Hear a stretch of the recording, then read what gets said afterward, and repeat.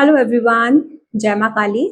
आज predicting through नवांशा का ये जो वीडियो है बहुत खास रहने वाला है सीरीज का, क्योंकि इस सीरीज में हम ये समझेंगे कि हमारा जो D9 का सेवेंथ लॉर्ड होता है वो अगर 12 में से किसी भी भाव में बैठा हुआ है तो किस तरीके के रिजल्ट्स दे सकता है।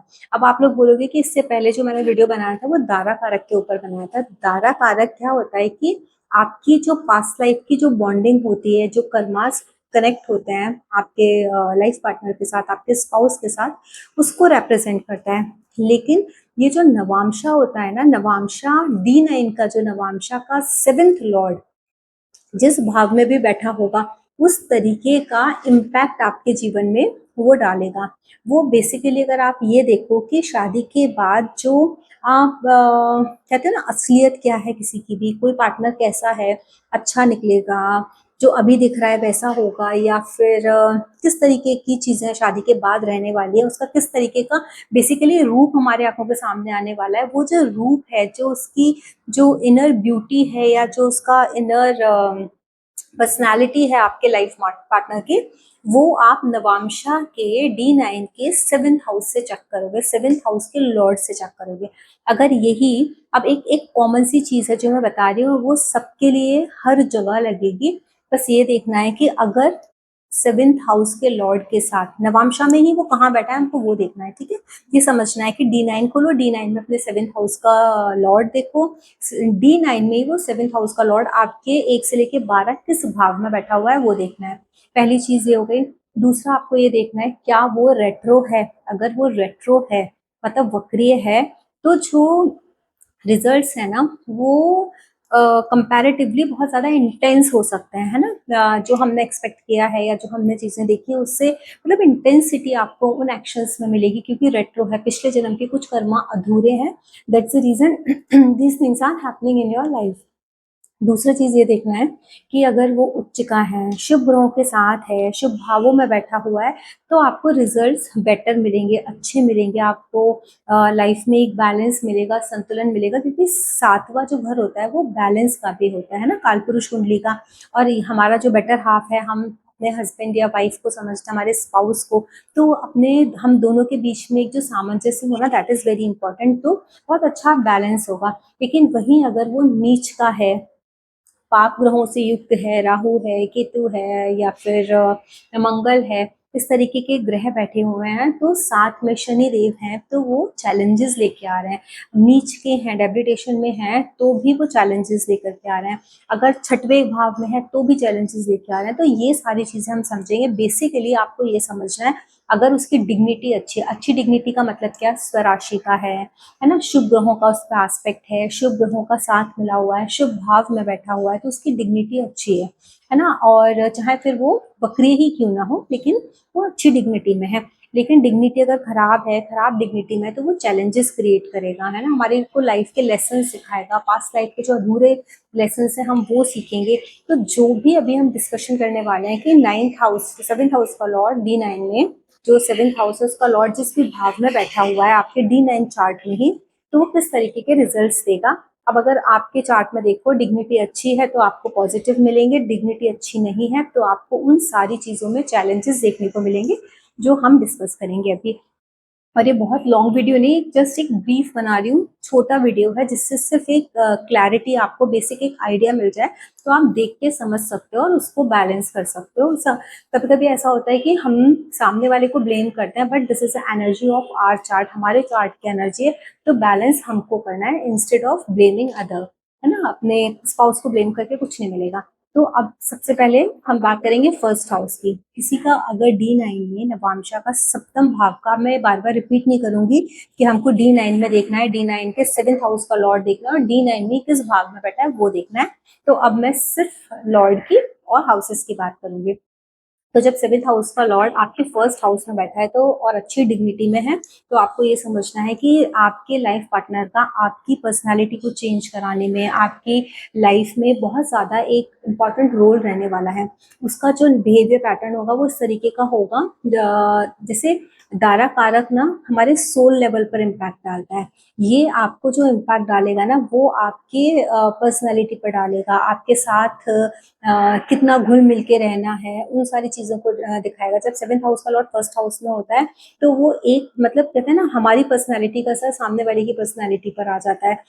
हम लोग हमारी आदतें बदल जाती हैं, हम खुद बदल जाते हैं, हम उसी रंग में रंग जाते हैं क्योंकि सामने वाले ने वो अगर वहाँ पर आकर के बैठा है तो अपना पूरा रंग आपके स्पाउस का पूरा रंग आपके ऊपर होगा, उसका पूरा इन्फ्लुएंस आपके ऊपर होगा, उसकी पर्सनैलिटी आपको इतना ज़्यादा इन्फ्लुएंस करेगी कि आपको लगेगा कि yes you should be like like him और लाइक हर। बहुत सारी चीज़ें हैं जो आप अपने पार्टनर से सीखोगे और अपने अंदर उस चीज़ को इम्बाइब करने की कोशिश करोगे, अपने अंदर उतारने की कोशिश करोगे। अगर ये अच्छी डिग्निटी में है तो आपको ये सुकून देगा, आप अच्छे रास्ते पे चलोगे, चीज़ें सही करोगे, आपको ये लगेगा अच्छा ये मेरी वीकनेसेस थी, तो अब मेरे पार्टनर के थ्रू जो ये चीज़ें मुझे मिली है, ये मेरी स्ट्रेंथ का काम करेंगी। तो जो-जो आपकी वीकनेसेस हैं, वो स्ट्रेंथ में कन्वर्ट होंगी। जहाँ आप कमज़ोर हैं, वहाँ आपका पार्टनर आके आपको कंप्लीट करेगा। वो जो एक पूरक हम देखते हैं ना कि हमारे लिए पूरक पार्टनर कौन है, तो जब 7th हाउस का लॉर्ड फर्स्ट हाउस में बैठता है, तो आपको कंप्लीट करता है, कंप्लीटनेस आ जाती है। आपकी जो शॉर्टकमिंग्स होती हैं, आप में जो कमियाँ होती हैं, वो आपके पार्टनर वो पूरी करता है और आपको ऐसा लगता है कि yes you are having a fulfilling life, आपकी लाइफ बहुत अच्छी है। अगर वहीं वो डेबिलिटेशन साइन में है, डिग्निटी उसकी अच्छी नहीं है, रेट्रो है, मेलेफिक प्लैनेट्स के साथ है, उनका एस्पेक्ट में है, तो यही चीज़ें चैलेंजेस आप मतलब चैलेंजेस में कन्वर्ट हो जाएँगी। आपका पार्टनर आपके लिए चैलेंजेस क्रिएट करेगा डे टू डे लाइफ में, आपकी पर्सनैलिटी को एकदम बदल के रख देगा। आपको खुद को समझ में नहीं आएगा कि किस तरीके से मेरी पर्सनैलिटी बदल गई, मैं कैसे चेंज हो गया, मैं कुछ और करना चाहता था या चाहती थी, मुझे ऐसा बना दिया। मेरे मेरे जो एक ग्रोथ थी, उस ग्रोथ का ग्राफ रुक गया, मेरी हेल्थ में इश्यूज़ आने लगे हैं। तो जो जितना भी आपके खुद की ओन पर्सनैलिटी को लेकर के, आपके रख-रखाव को लेकर के जो बदलाव आएगा, वो भी आपने आपके क्योंकि 7th हाउस का लॉर्ड फर्स्ट में आकर के बैठा है, इस वजह से आ जाएगा। वो आप उसके को जो पार्टनर की आदतें हैं ना, बहुत कुछ आपको जब अच्छी डिग्निटी में होगा, आपको ऐसा लगेगा कि पिछले जन्म का पार्टनर है हमारा। आपको ना बहुत जाना-पहचाना सा लगेगा, ऐसा लगेगा हाँ, मैं जानती हूँ, मुझे समझ में आता है, this is my partner and I can be very good with this relationship और विद दिस पर्सन, क्योंकि मुझे ऐसा ही चाहिए था, मुझे यही जीवन में चाहिए था, मुझे वो सब कुछ मिल गया। लेकिन वहीं अगर वो अच्छी डिग्निटी में नहीं है, पाप ग्रहों से ग्रसित है, तो आपको लगेगा यार मैंने तो कुछ और समझा था और कुछ और निकला, मुझे इस तरीके का लाइफ पार्टनर नहीं चाहिए, मेरी लाइफ फेल हो गई, पहले मैं ऐसी थी या पहले मैं ऐसा हुआ करता था और अब मैं ऐसा हूँ। तो इस तरीके से इम्पैक्ट करता है। जब 7th हाउस का लॉर्ड आपका आकर के 2nd हाउस में बैठेगा, तो 7th से जो 2nd हाउस है वो आपका 8th हाउस हो जाता है।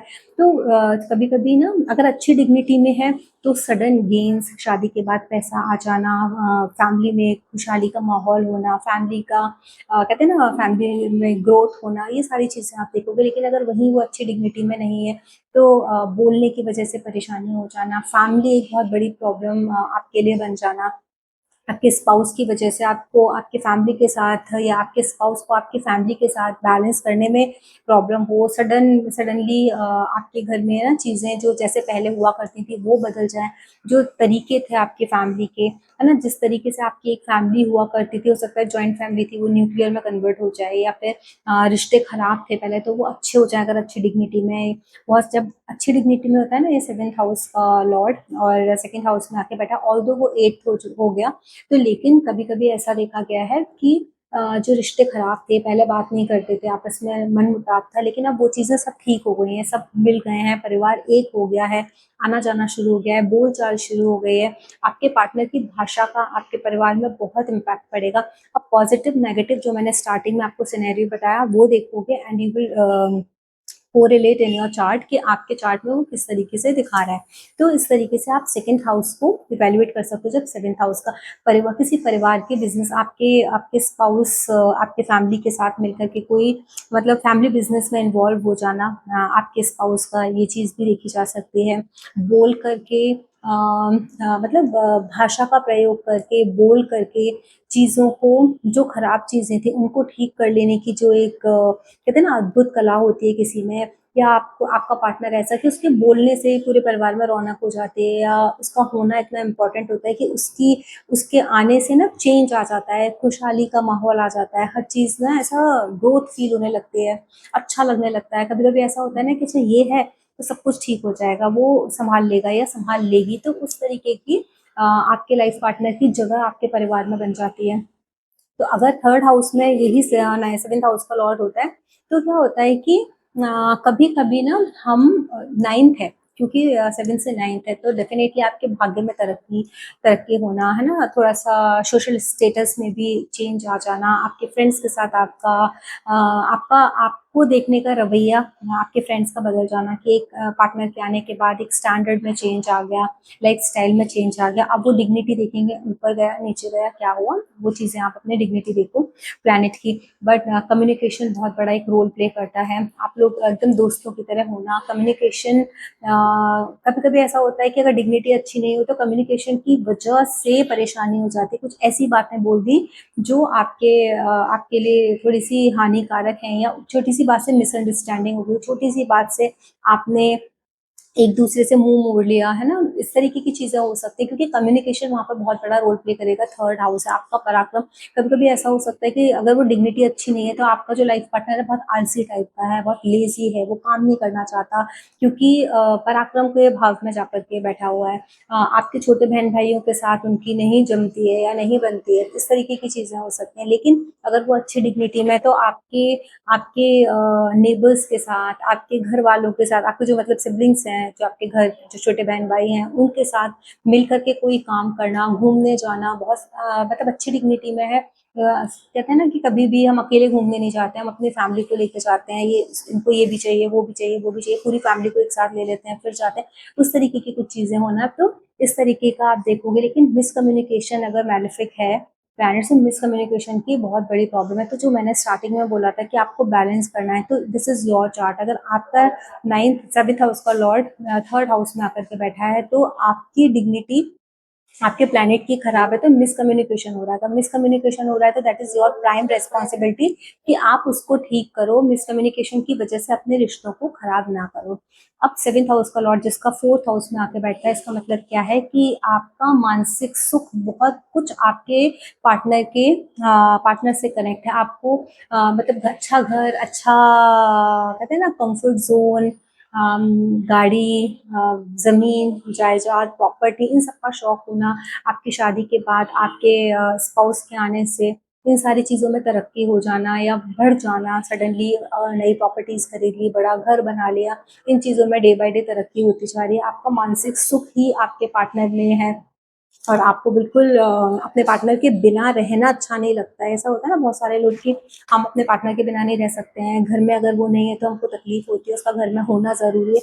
ये जो सारी चीज़ें हैं, जब seventh house Lord fourth house में होता है तो बहुत डिपेंड हो जाते हैं घर की छोटी छोटी चीज़ों के लिए, घर के छोटे छोटे कामों के लिए, छोटी छोटी एडवाइस लेने के लिए। You are depending on your partner, और as your partner is depending on you, और ऑन हिज और हर मदर। बहुत सारी फीमेल्स का देखो शादी भी हो जाती है, उसके बाद भी दे आस्क देयर मदर, वो अपने घर के छोटे छोटे फैसले लेने के लिए भी अपनी मदर से, मदर इन लॉ से, जो भी मदरली फिगर होते हैं उनसे एडवाइस लेती हैं। या अगर मेल है तो भी मेल एडवाइस लेता है। तो वो सारी चीज़ें, अगर मेलेफिक है तो वो चीज़ नेगेटिव इम्पैक्ट भी डाल सकती है, अगर वहाँ पे पॉजिटिव है तो उन्हीं बड़े बुजुर्गों के आशीर्वाद से या उनकी राय से आपके घर में चीज़ें भी अच्छी हो सकती हैं। आपका मानसिक सुख है वहाँ पर। तो इस तरीके की चीज़ें आप फोर्थ हाउस में जब होता है सेवेंथ हाउस लॉर्ड, तब देखते हैं। अब सेवेंथ हाउस लॉर्ड जब फिफ्थ हाउस में होता है, तो आप एक चीज़ तो देखो कि आपकी लाइफ में प्यार, मोहब्बत, रोमांस, इन सबकी बहुत जगह है। शादी के बाद भी आप एक ऐसी लाइफ जी रहे हो कि जैसे कि आप पहले से कपल थे, चाहे वो अरेंज मैरिज ही क्यों ना हो, आप कपल थे और चीज़ें हो रही हैं आपकी लाइफ में उसी तरीके से जैसे एक कहते हैं ना कपल के बीच में होते हैं, रिलेशनशिप में जब हम होते हैं वैसे होते हैं। आप बहुत फ्यूचरिस्टिक हो, आपका पार्टनर बहुत इंटेलिजेंट है, और बच्चों के बारे में हर एक चीज़ का मिल करके फैसला लेना, हर चीज़ बच्चों के बारे में सोचना, अपने अपने स्किल्स को कॉन्स्टेंटली इम्प्रूव करते रहना, चाहे आपका पार्टनर कर रहा है आप करो, वो अपने स्किल्स को दोनों मिल करके बढ़ा रहे हैं।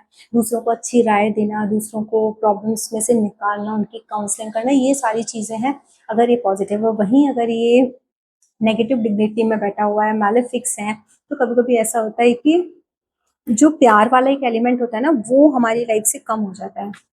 बच्चों की वजह से हमारे यहाँ लड़ाई होती है। हम बहुत ज़्यादा फ्यूचरिस्टिक हैं, हम प्रेज़ेंट में नहीं जी रहे हैं, फ्यूचर के बारे में ही सोचे जा रहे हैं, उसमें हमारा झगड़ा होता है। हमको कॉन्स्टेंटली स्किल्स कलेक्ट करनी है, हमको नॉलेजेबल बनना है, हमको चीज़ों को हम बहुत दूर का सोच रहे हैं, तो हम अपने प्रेज़ेंट को इग्नोर कर रहे हैं, तो वहाँ पर लड़ाई होने लगती है।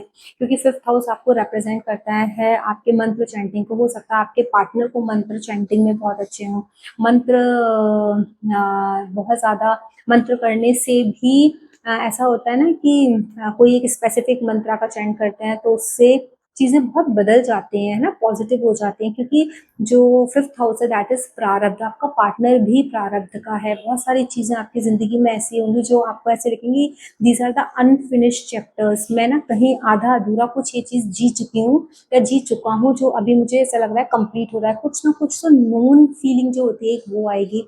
क्योंकि 5th हाउस आपके लव अफेयर का भी है। अगर डिग्निटी में बहुत ज़्यादा खराब है और बहुत ज़्यादा मैलेफिक्स हैं और कुछ इस तरीके के बाद बाकी के भी योग हैं, देखने पड़ेंगे, डायरेक्टली ऐसे ब्लेम नहीं कर सकते हैं अपने पार्टनर पर, तो थोड़ा-सा वो चीटिंग वाला भी एक इश्यू दिख रहा है। अब वहीं 7th हाउस का लॉर्ड अगर 6th हाउस में बैठा है तो this is again not very good. क्योंकि आपसे वो ना वो 12th हो गया, 5th हाउस में तो 11th है ना? गेन्स का भाव है, कर्मा आपका बहुत ज़्यादा छिपा है जब वो 4th में गया है 4th हाउस में। लेकिन जब आपके 6th हाउस में आया है तो इसका मतलब क्या है, यहाँ पर लॉसेस का भाव एक्टिवेट हो रहा है। 6th हाउस में इस प्लैनेट का होना अच्छी डिग्निटी में ठीक है, चैलेंजेस आएँगे, डे टू डे लाइफ में चीज़ें ठीक भी हो जाएँगी, बैलेंस चीज़ें कर लोगे। लेकिन अगर डिग्निटी ठीक है तो एक बार को मैनेजेबल है, लेकिन स्टिल आई विल से कि ये प्रॉब्लम्स मतलब बहुत ज़्यादा ये पॉजिटिव साइन नहीं है या बहुत ज़्यादा पॉजिटिव आपको ये नहीं मिलेगा। इसका ना आपको पॉजिटिव साइन नहीं मिल रहा कि आपको बहुत ज़्यादा पॉजिटिव है और चीज़ें आपकी लाइफ में हमेशा अच्छी ही रहेंगी अगर 6th हाउस में चला गया 7th हाउस लॉर्ड। आपको challenges day to day life में देखने को मिलेंगे। हस्बैंड या वाइफ एक दूसरे के साथ शत्रुता वाला बिहेवियर, लड़ाई झगड़ा, आर्ग्यूमेंट्स बहुत ज़्यादा, है ना, कभी कभी हाथापाई हो जाना अगर बहुत ज़्यादा खराब डिग्निटी में है तो उस तरीके की नौबत आएगी।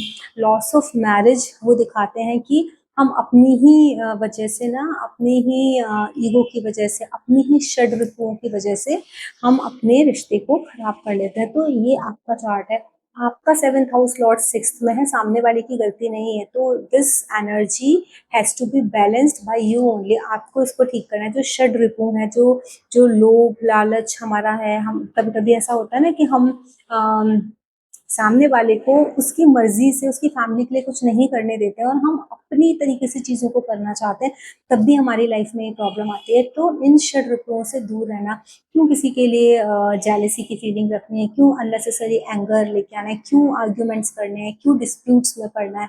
तो जो ये ना 6th हाउस है ना, लिटिगेशंस भी बताता है, लॉयर भी आप 6th हाउस से देखते हो।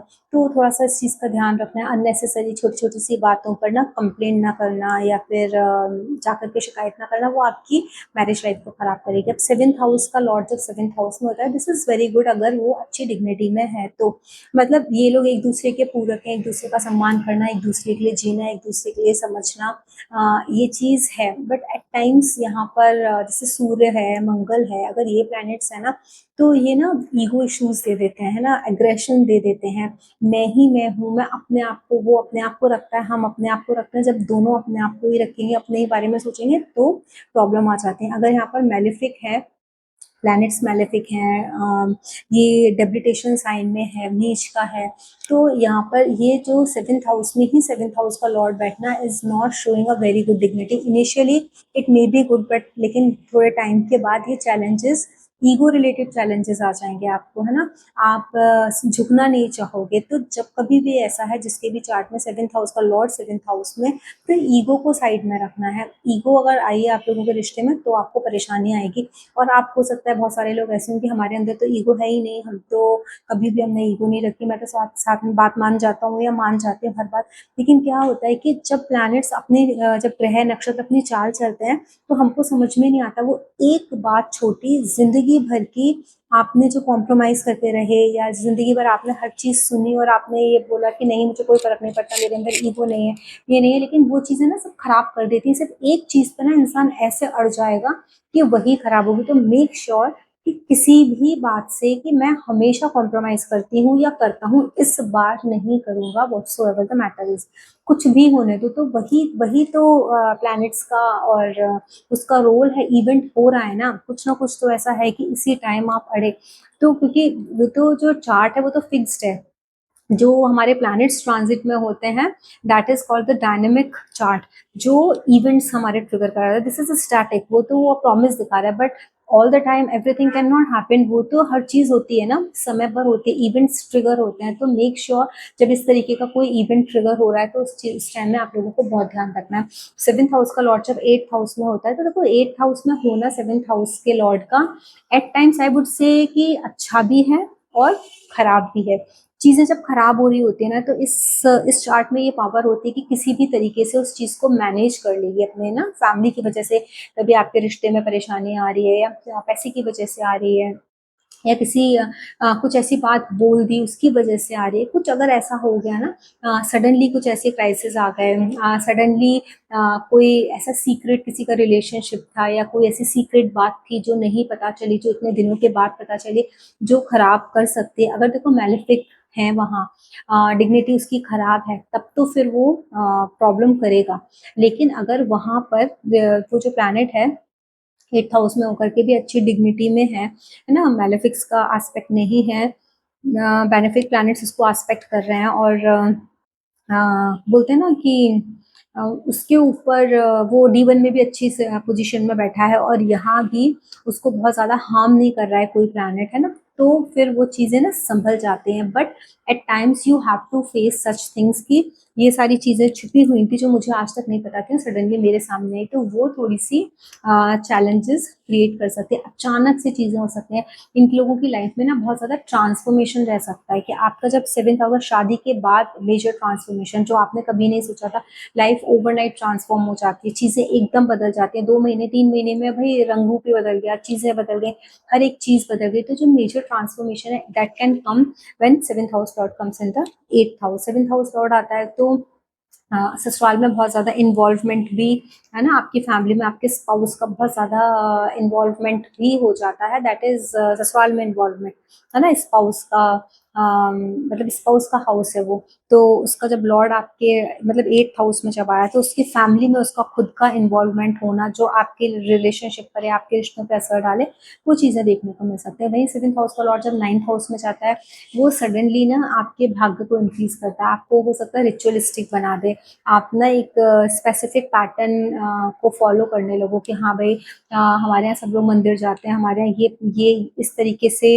चीज़ों को किया जाता है, वो जो रिचुअल्स होते हैं उस रिचुअल्स को करने वाला, और थोड़ा सा ना रिलीजियस ट्रिप्स पर जाना, पार्टनर भी रिलीजियस है, अपने पिता से अपने गुरुओं के लिए रिस्पेक्ट है मन में, ये सारी चीज़ें आप देखोगे, आपका सडनली आपका भाग्य कहते हैं ना प्रबल हो जाता है। फॉरेन कंट्रीज में जाना या फिर वहाँ पर जाकर के हायर एजुकेशन लेना या वहाँ सेटल हो जाना या फार प्लेसेस पर ट्रैवल करना, इस तरीके की चीज़ें देखी जाती हैं। नाइन्थ हाउस में जब भी ना सेवेंथ हाउस लौट जाता है, तब भी आपको, क्योंकि वो पास्ट लाइफ है आपकी, है ना, मतलब पिछला जो जन्म है वो आपका नाइन्थ हाउस है, तो कभी कभी कभी आपको ऐसा लगेगा I know this person, I know these events which are happening after marriage, मुझे कुछ कुछ ऐसा लग रहा है कि मैं पहले इन लोगों को जानती थी। आपको अपने ससुराल के लोग भी कुछ कुछ ऐसे लगेंगे जो बहुत ज़्यादा फैमिलियर हैं, आप उनको जानते थे पहले से। जो घर के बुजुर्ग हैं वो आपको ऐसा लगेगा कि मैं इनको जानता हूँ, बच्चे हैं, डिपेंड्स अपॉन द प्लैनेट, वो प्लैनेट भी कौन सा है वो भी बहुत ज़्यादा रोल प्ले करेगा। तो आपको लेकिन वहाँ के लोग जाने पहचाने से लगेंगे, अपनापन सा लगेगा, लगेगा कुछ तो है, कहीं ना कहीं तो रिश्ता है, इस तरीके की बातें सुनी हैं या इस तरीके का फील मैंने पहले भी लिया है, वो सारी चीज़ें।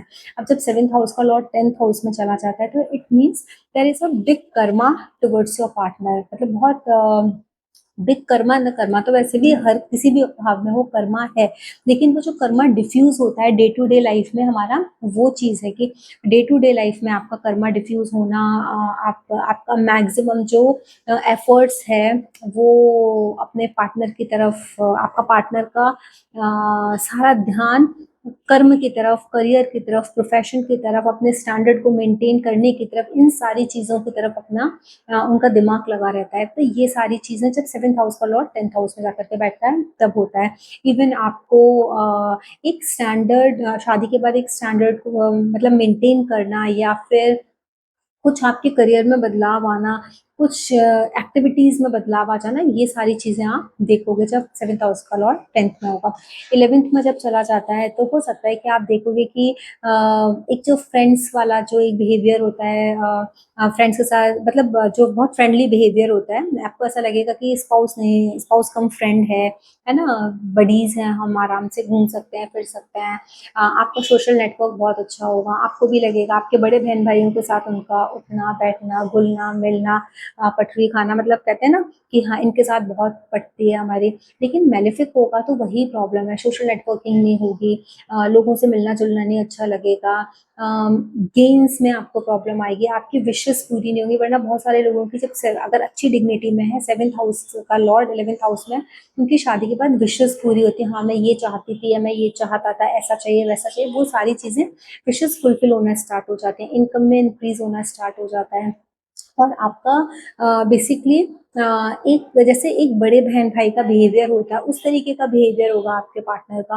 आपको दोस्तों वाला, जैसे मैंने बताया, बड़े बहन भाई वाला, आपको केटर करने का, आपको नर्चर करने का। 9th हाउस में जब होता है ना, तो भी आप देखोगे एक फादरली जो एक टच होता है ना, वो होगा। आपको एक फादर की तरह प्रोटेक्ट करना, या उस तरीके से आपका ध्यान रखना, या उनके होते हुए आपको किसी चीज़ की कमी ना हो, एक गुरु की तरह, एक मेंटोर की तरह, एक गाइडेंस जो होता है, उस तरीके की चीज़ें भी जब 9th हाउस में जाता है तो आप अपने पार्टनर से एक्सपेक्ट कर सकते हो। यहाँ पर आपको ऐसा लगेगा कि भाई ये है ना, हाँ ठीक है, एक बड़े की तरह, एक जैसे हम अपने एल्डर्स के साथ में रहते हैं तो हम हमको कोई टेंशन नहीं रहती, वैसा बिहेवियर होगा। 12th हाउस में जब यही चला जाता है तो हो सकता है आपका शादी के बाद फॉरेन जाना, ट्रैवल करना, आपका जो पार्टनर है बहुत ज़्यादा कहते हैं ना डोनेशंस देना, चीज़ों को इग्नोर कर देना, जाने दो, छोड़ो, भूल जाओ, बहुत उस तरीके की चीज़ें, इस तरीके का बिहेवियर पैटर्न हो सकता है। सेक्रीफाइस करने वाला हो सकता है। और ऐसा भी हो सकता है कि प्रोक्रेस्टिनेट चीज़ों को करे, टाले, इमेजिनेशन की दुनिया में रहे, इस तरीके की चीज़ें भी आपके लाइफ पार्टनर के लिए की हो सकती हैं।